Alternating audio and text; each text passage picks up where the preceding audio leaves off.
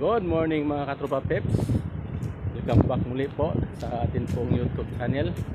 Ngayon mga katropa peps ay pupunta tayo ng dagat. At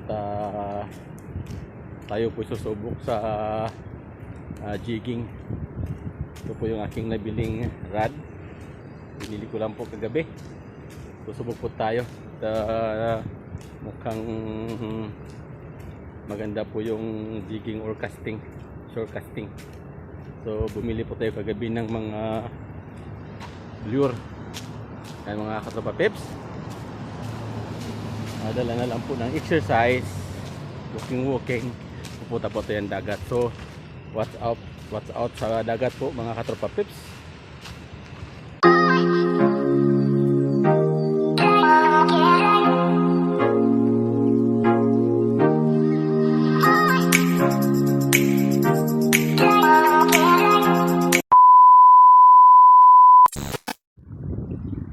Yun guys, nakapag-sit up na po tayo.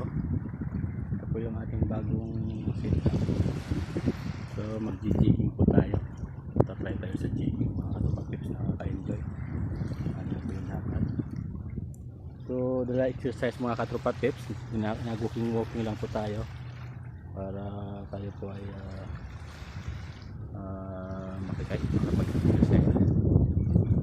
So ayan, mga katropa.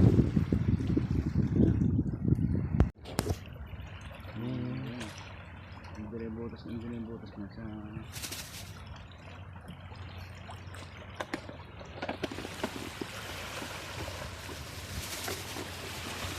butas yan. Dapat pinapasabit pala ito dyan. Ganun kasi yan. So, dapat may bato pala yan. Pinapasabit yan, pinapasama. Oo. Talagang sige, masa na mo lang yung nila.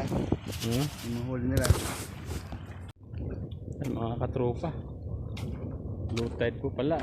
Wala tayong mahagisan mga katropa peps. Hindi obra yung ating casting. Wala tayong dalang pang steady na rod. Kaya maglalaway tayo ngayon sa mga may dalang rod na pang steady. Ito paano nakakahuli sila. Hindi pala.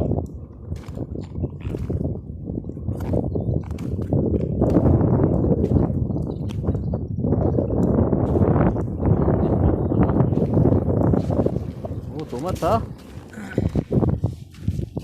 Oh. Biga. So, yun mga katropa peps, room tiding po tayo. Dahil punta po natin ay low tide, wala po tayong tapunan ng ating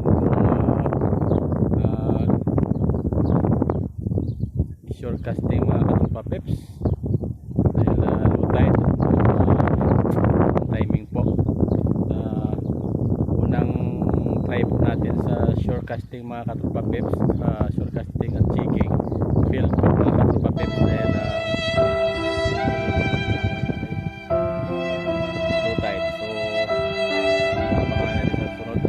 try natin mga katropa peps, baka sakali po makahuli na po tayo. Ay mga katropa peps, field po tayo ngayon sa atin pong adventure, sa atin pong jigging, shore casting mga katropa peps. Kaya better luck next time mga katropa peps. Ganyan pong buhay, wither lang.